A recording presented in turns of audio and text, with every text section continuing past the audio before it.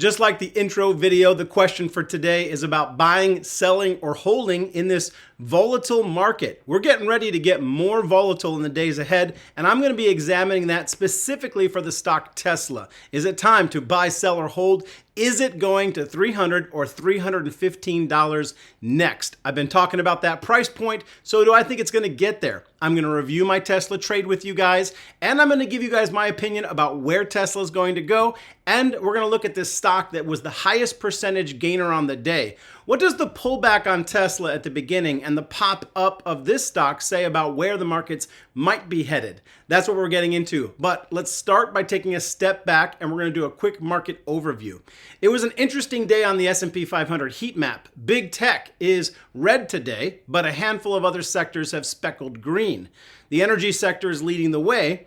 Is the bull rally gaining a degree of market breadth with these green stocks materializing? We're going to have to watch and see. The S&P 500 is down today because Fed Powell is talking before Congress. Powell gave a published open remarks statement before his testimony began, where he said, and I quote, "Nearly all policymakers expect that interest rates would have to be raised further by the end of this year. Yesterday in my market overview, I said that interest rates will remain sticky and that the Fed will raise again this year and that the markets want rate cuts, not rate hikes. There is a stock market versus Fed face-off reality check coming at some point. The CME Fed Watch tool isn't pricing in 2 hikes, but Powell has made it clear that 2 hikes are on the table."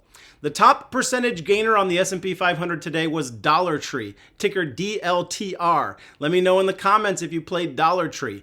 Dollar Tree is a classic recession play. So the question is it time to dump your high-tech top 7 S&P stock Tesla and load up on a recession winner, the Dollar Tree? I know for some that very question is annoying, but we're going to get into the charts and we're going to let the charts show the way.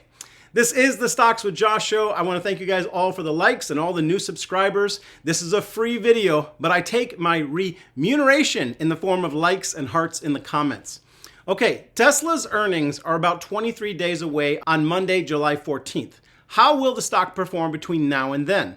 The last time we were in this exact same place, there was profit taking on the run-up move that had occurred in the first half of the quarter. And so the stock moved down until earnings, and only after good earnings did Tesla go on another heater. From the low of $101, the first big run-up was over 100%. And from the recent low of $153, we've had over an 80% markup. Getting above the $300 mark would give us a full 100% move a second time. Tesla would have to move up another $40 from today's price.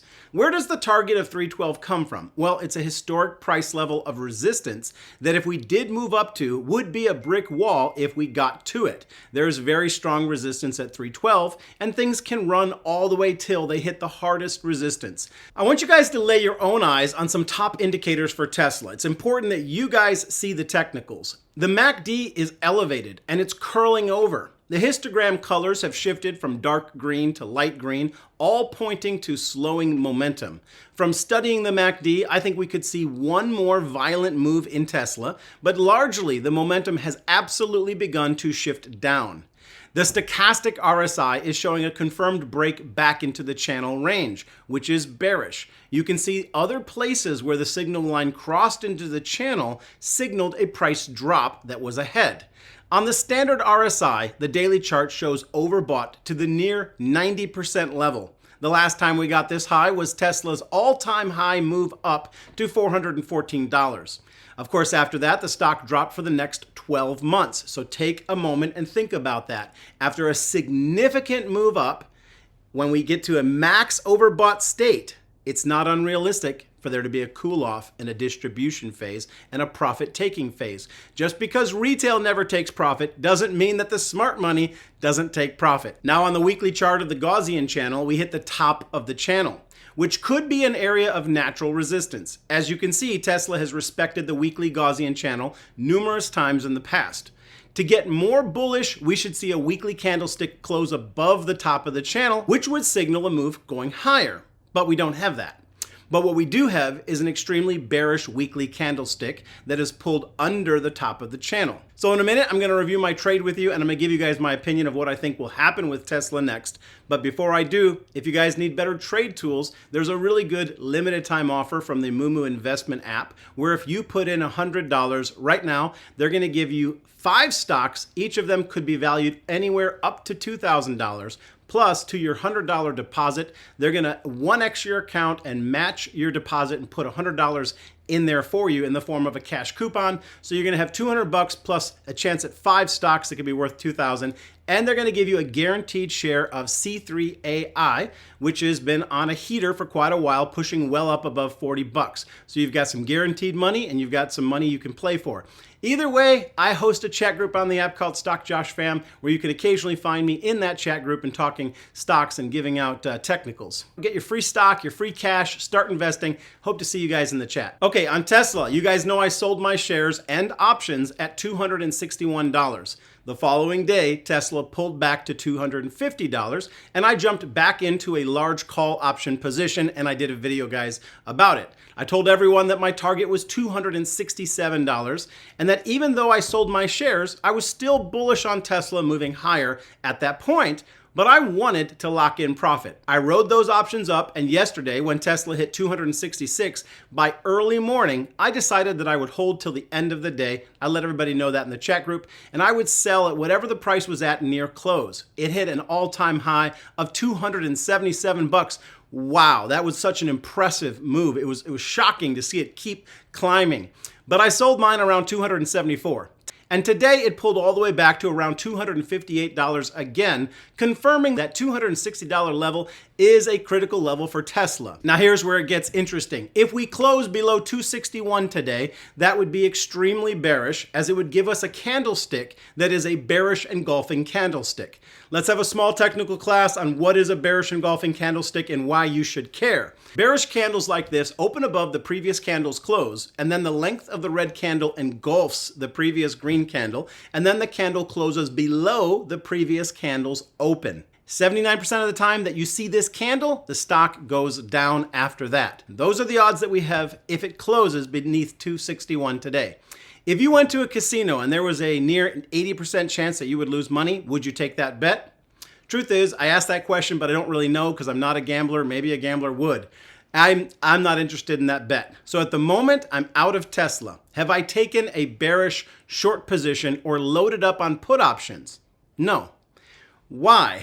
Because I've made a ton of money and it's time for me to cool off and stop trading Tesla. That may be hard to understand, but when the emotions and the jubilee of a trade runs high, you have to be careful that you don't get caught up into it. You don't have to, you will begin to lie to yourself about what the charts are saying. Now, this is exactly what I'm doing. This is not a suggestion, though, for what you guys should do. All I am is a guy on YouTube sharing my knowledge and my trades with the masses for education and entertainment. If Tesla gets a great news story and it rips up to 300, everybody is surely going to come back to my page. They're going to give me some disparaging comments, but that's okay with me. I've made the money I wanted to make, and at this point in my mind, I can't lose. I already got people anyways that came on yesterday and said, I thought you sold your Tesla. Of course, I said I bought call options the next day. What you are really saying is that you don't watch all of my videos. I make a ton of calls on this page, way more than many other YouTubers that I follow. That's going to lead to some mistakes. It's going to lead to money being made, money being lost, and for some, it's going to lead to some confusion if they're not listening well. So when will I get back into Tesla? Well, I've got the answer for you. I'm going to draw it out for you guys. Let's get back into the charts. The price above that we need to cross over is $267. If we're going to go above that, then we'll push up to 300. And the price below is 251. If we break beneath 251, I think that you can rest assured we will at least pull back to 215. That's the trade range to watch. Screenshot that for your reference. If you learned something today or you just enjoyed the content, let me know in the comments. Tell me if I'm nuts to not be riding Tesla all the way to the moon. Remember that you, do your own due diligence and research. Ride Tesla to the moon. Don't follow me. If Tesla goes higher, I really do not want to hear in the comments because like I said, I made money. I'm doing good. Of course, I love you guys. Tonight, I'm going to be doing a live on StockMo's page at 7 p.m. Eastern time with the Core 4. It should be really good. Guys, don't miss that. Peace and blessings to all of you. We'll see you in the next video.